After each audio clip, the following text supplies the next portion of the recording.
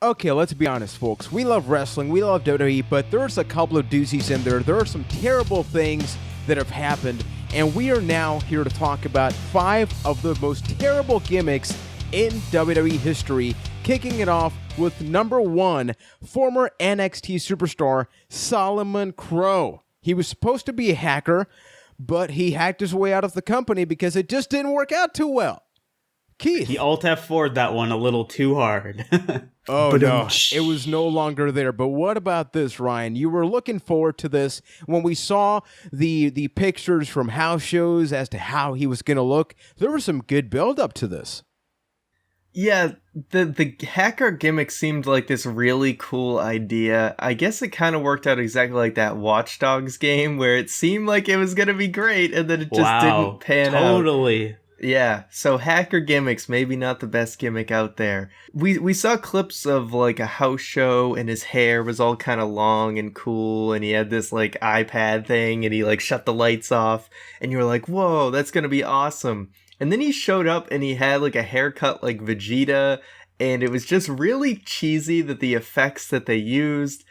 And it just, I don't know, it didn't seem like the right fit for But that Sami production Callihan. staff was on point with the transitions and everything. You got to credit them because they were the real trailblazers of that gimmick.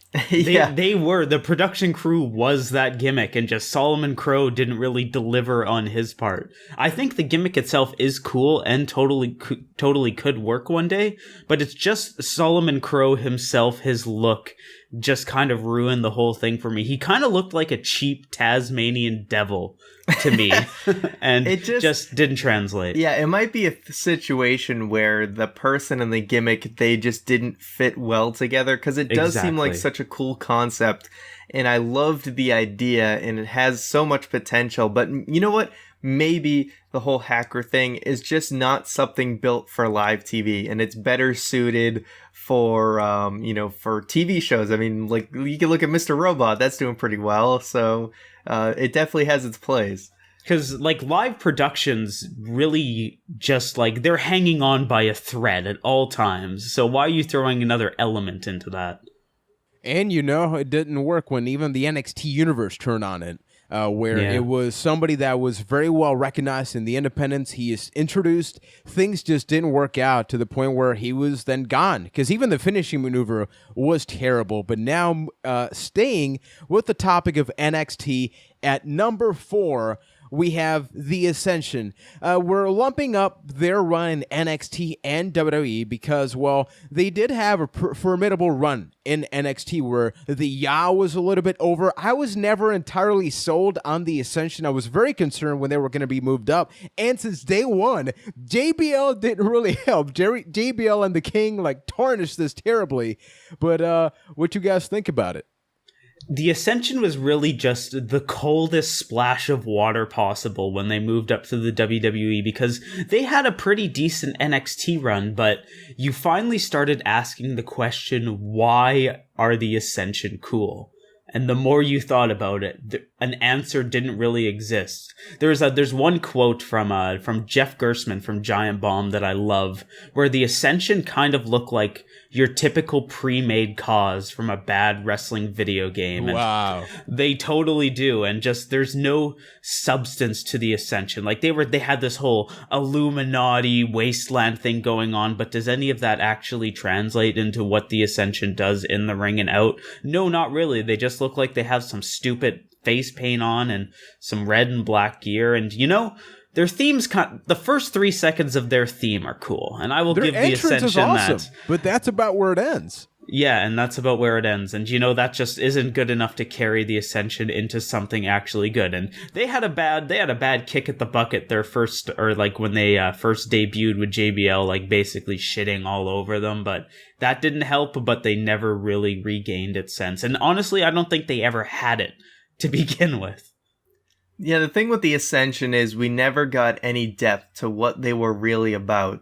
They kind of had a few different forms in NXT. Yeah. And they used to have this blue lighting and stuff, and they would just go, ah, and you didn't really know what any of it meant. And then the whole Yah thing, basically is what got them over in NXT, was just the crowd going along with it. The NXT crowd made them fun, but there was nothing actually behind it.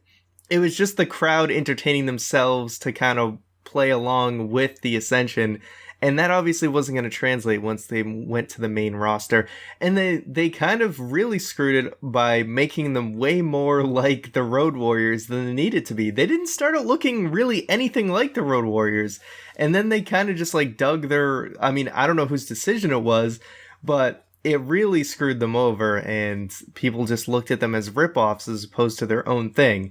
I thought what they had was kind of original, even if there was no depth behind it. Like, why are they so dramatic and about all this blue lighting? Or why do you have these Illuminati-like symbols? Like, what is... Give me more. Let me know why you're doing what you're doing. And that's a big point of why they failed. And they were just a jobber tag team right from the get-go. They were originally a tribute almost to an Evanescence music video. The original Ascension, where Connor and Kenneth Cameron, who became suspended, was released and then turned into TNA's Bram, which Didn't people Connor make fun of that. Used to have those like contact lenses in that made him look like vampire-like? Yeah, that was the original iteration of the Ascension. Right. So they were super dominant in NXT. They had to eventually swap out members before that because of the whole suspension and firing one of the members. They got Victor. It was very complicated, and unfortunately, to this day, it just hasn't worked out. Now, we go to number 3. In 2005, in the draft, Chavo Guerrero was drafted to Raw, and they felt the necessity to really transform him because Eddie Guerrero was doing awesome. He was doing his own thing, and Chavo said that if it ain't white, it ain't right. So he got rid of his Latino heritage and became the greatest superstar that ever lived, not Austin Aries, but Kerwin White.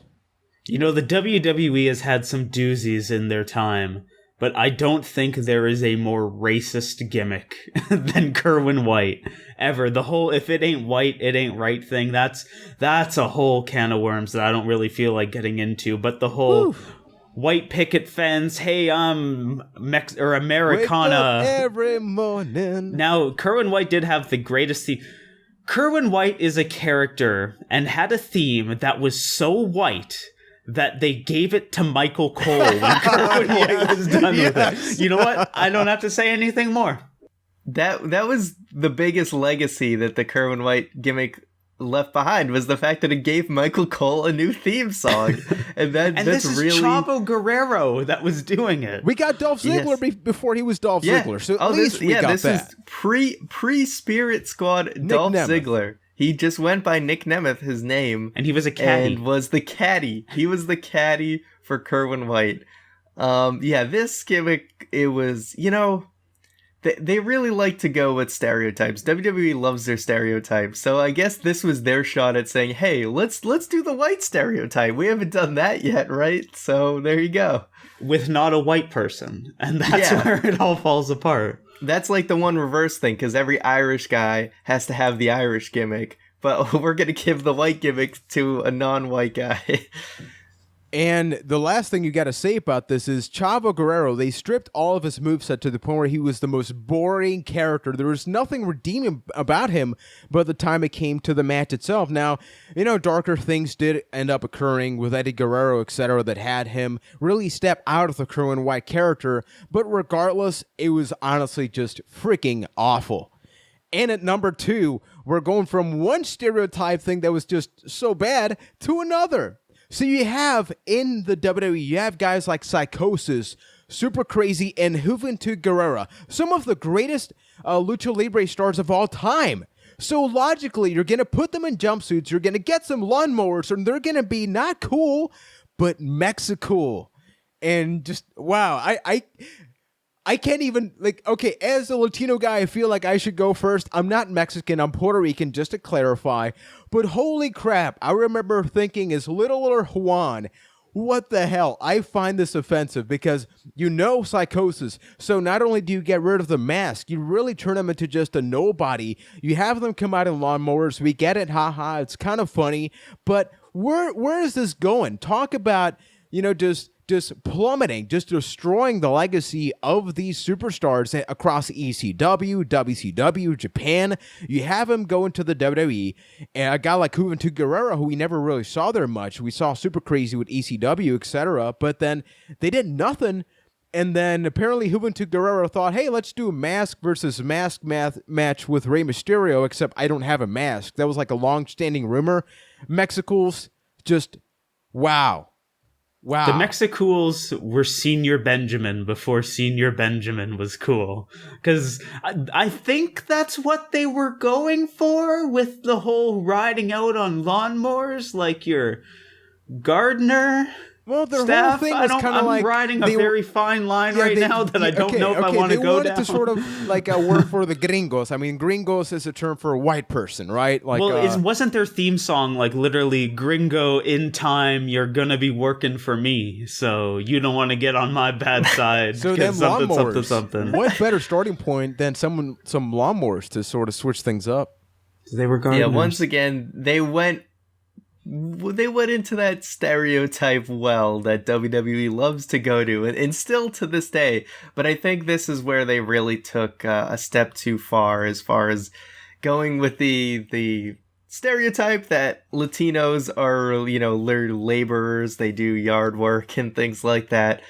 When it's like these guys are three super talented guys that could have just done their own thing and gotten over on their own merits, and instead they just had to get racist, I really can't believe they did that. So before we unveil number one in this iteration of the list, there is an honorable mention. Not one superstar, not 5, not 10, just the majority of the WWE/WWF in the 90s. I mean, you had guys like Mantar, Isaac Yankem, the Goon, the Bastion Booger, Akeem the African Dream. We can have a whole list of early 90s things that were freaking atrocious. The Ringmaster. The Ringmaster. This can keep happening. 90s. A lot of bad things in there. It deserves its own video, let's be real here. Yes, it really there's does. A lot.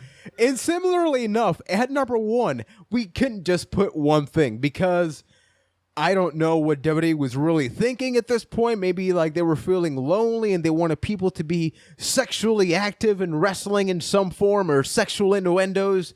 But it is the teams of the Heartthrobs, the Dicks, and the BDSM version of the Basham Brothers. So if you look at this, two of these tag teams took place in 2005, the Basham Brothers in 2013. So, and we had like the world's largest love machine, Viscera. Wait, 2013?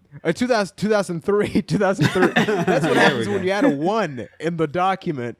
But for whatever reason, for these 2 years, WWE was doing these sexually driven characters and gimmicks.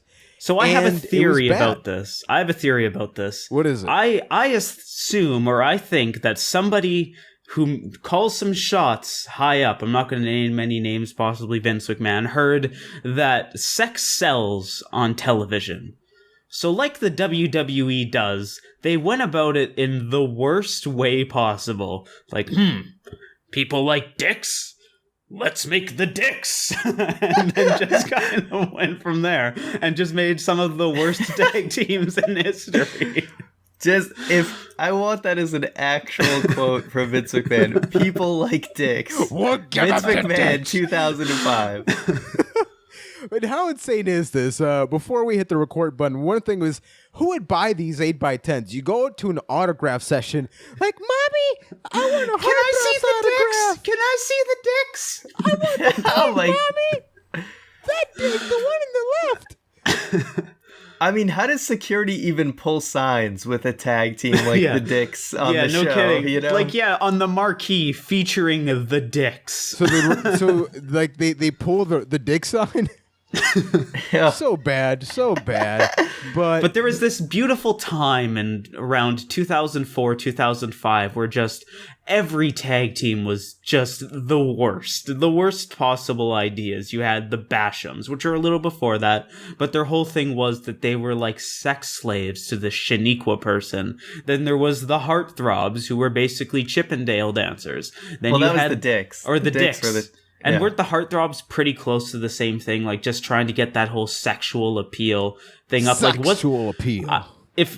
I went to Wikipedia to look up their finisher, and if Wikipedia is to be believed, the Heartthrob's finisher was a double STO named the erectile dysfunction. So I'm going to leave that one there. So as we leave people traumatized, those watching, let us know if you'd never heard of some of these gimmicks. Understandably so. We think that maybe we traumatized you in the process if you'd never heard of these, or if you have a list of top 5, or technically, is it even a top 5? It's like the bottom of the barrel 5 for some of the worst gimmicks in WWE history. If you like this video, definitely give us a thumbs up and suggest a way for any possible top or bottom 5s for the channel. Check out the podcast, available every single Tuesday night. If you want to get early access to some of the things that we do, you want to get content on a Monday, you want to help us reach goals to make the channel better each and every day, head on over to patreon.com/Byte That, and you can get yourself a t-shirt. All of that stuff is available in the description. So until next time, thank you for watching, and thank you for enjoying this torture here on Byte That. You're like a Basham, enjoying the torture. The Bash Man. Doug Basham for the win, my friend. He was amazing.